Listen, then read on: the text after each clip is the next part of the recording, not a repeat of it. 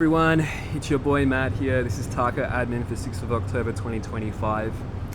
I need to make it as clear as possible. We have a serious issue with YouTube channels being intentionally taken over by our enemies. Mainly, I suspect a large amount of this has been content relating to Slavoj Žižek. So, Žižek is not a fraud. He's not a fake of any kind. What he does come from is a set of intellectual traditions which are really fucking pretentious, okay? A lot of these philosophers, when you start reading their works, they are intentionally incomprehensible, because the more incomprehensible they are, the more intelligent they sound. So, the most famously Foucault, who was a famous postmodern philosopher, is just fucking impossible to understand. And often Lacan, who was a person who is also a part of that Western canon, is also incredibly difficult to understand, okay? And it's not because they needed to be, it's because a lot of these, particularly the French philosophical tradition, it's very bourgeois to be all fancy and pretentious and difficult to understand, and people who don't understand it, well, it means it's a way of sort of guiding them out and making, and if they don't understand that your incomprehensible language, and I don't mean that as the French language, I mean that as their their academic texts, well, that just means that you're smarter than they are, and participating in Lacanian psychoanalysis and postmodern analysis, it just means that you're part of a fancy little club, and you're so much fucking smarter than everyone else. And appropriately, a lot of the people in those traditions get made fun of, as they should. What is also attached to that, though, is that Žižek is not intentionally incomprehensible. Because he has a funky accent, and he, earlier on in his career, he did sort of play up a bit, sort of the mad scientist of philosophy kind of track. These days, he's sort of settled into a more traditional academic philosophy role. It's power to him. He's a very wise man. He's not just how would you put it, a TV chef. So there's a meme that TV chefs, they're not actually that great in the kitchen, they're just good for the camera. He is both a TV chef and an actual chef, and he's more of an actual chef now than any point in his career. But he's slightly difficult to understand because of that language barrier, and because of that, people kind of flock to him because they also get to engage in this sort of pretentious philosophical engagement. But the thing is that he is not intentionally incomprehensible. Like, you read a book like The Sublime Object of Ideology, it's difficult to understand because, but if you've had anything to do with the more pretentious stuff in philosophy, it's just that he's wrote a book which could potentially have been written more clearly, but he's not intentionally obfuscating anything. I think that's the term. May have misdone my pronunciation there, right?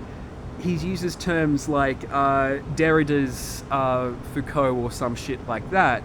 Like, well, that's because that's that person's internalization of that philosophical system, their interpretation of it, right? And it's meant as a book which is read by other people who are engaged in this practice. But those people are often pretentious, sometimes quite useless people, but his work is not pretentious. He's actually one of the best parts of our Western philosophical canon, right? He's not pretentious, he's not condescending. He is a little bit, over time, like the early Žižek was a little bit eccentric in a performative way. Modern Žižek isn't.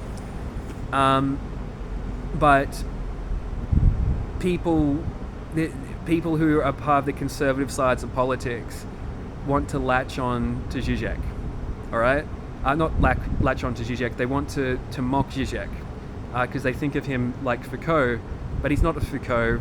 He's a very intelligent and grounded guy. And I'm worried that some of the content which I'm seeing in my YouTube feed is the result of people intentionally taking over those pages and things similar. We are dealing with some terrible people. I need to make it very clear, people who attach themselves to the alt-right, a lot of these people are just fascists. It's not a swear word, it's not a word that I'm using just for the sake of it. I mean, they enjoy hurting other people and they enjoy putting themselves in hierarchies. They have a project where they get to damage a person who they've made vulnerable. These people are terrible people.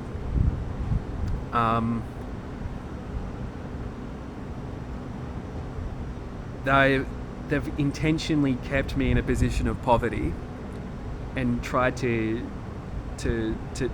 make me less and less and less, so that they're able to provide more damage to me and keep me down. These people are horrific,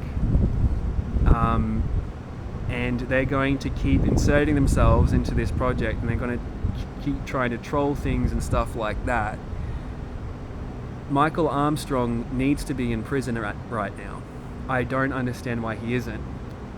He's violated his restraining order on multiple occasions. Members of the Signals Directorate and people associated with his militia need to be in prison right now. There's no ifs or buts about it. It's just that there doesn't seem to be the will in our government and locally and in law enforcement to do their fucking jobs.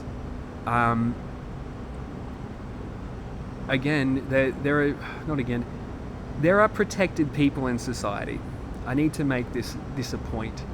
There are people who the authorities will say, okay, they're good. Okay, they're people that we protect. I remember this moment when back when I didn't understand that you do not talk to the police, and there was this footage that I was shown by a police officer because they flagged, because I had a gun license, they flagged my face when I think I was 17 at the time, because of my gun license, on a database, and there was these kids who vandalized a shopping center. And they asked me who this person was, and I said, oh, that looks like this person.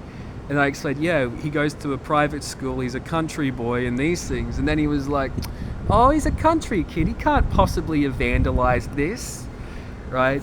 They will have people that they protect, that are culturally similar to them, which they will not prosecute. People such as Michael Armstrong, who is this veteran with his fucking dog, people in the Signals Directorate who have behaved so horrifically, they just don't get prosecuted because they're protected populations. They're people that this community of policemen and law enforcement don't consider to be the problem in society. And these people, they join these police forces and these other law enforcement bodies because they want to make and unmake society. They're not really interested in being custodians of it much of the time. Many of these people are fascists or proto-fascists or something similar to this. And because of that, they need to be treated with the appropriate contempt, and where the community needs to really lean on the law enforcement bodies to do their fucking job and arrest people like Michael Armstrong and put him in prison. Because he has repeatedly violated his restraining order. So have the people in his gym. He has had a militia around him, and they need to go to prison. It's not a case of trying to reduce free speech here. That wouldn't be the issue. The issue is how strategic they have been in limiting my opportunities, doing strange things like putting people into my home and violating just usual principles of decency. What society do these people want to live in? What behaviours do they think are good behaviours and civil behaviours? Well, certainly none of what I think is good or decent, apparently. They don't have boundaries. They enjoy making people suffer, because when they do that, they feel good. And they are obsessed with pecking orders, and they want people to be less so they can feel more. And I have lost years of my life because of the behaviour of these fascist assholes. And no mercy can be shown to them through our legal system. These men need to go to prison. See ya.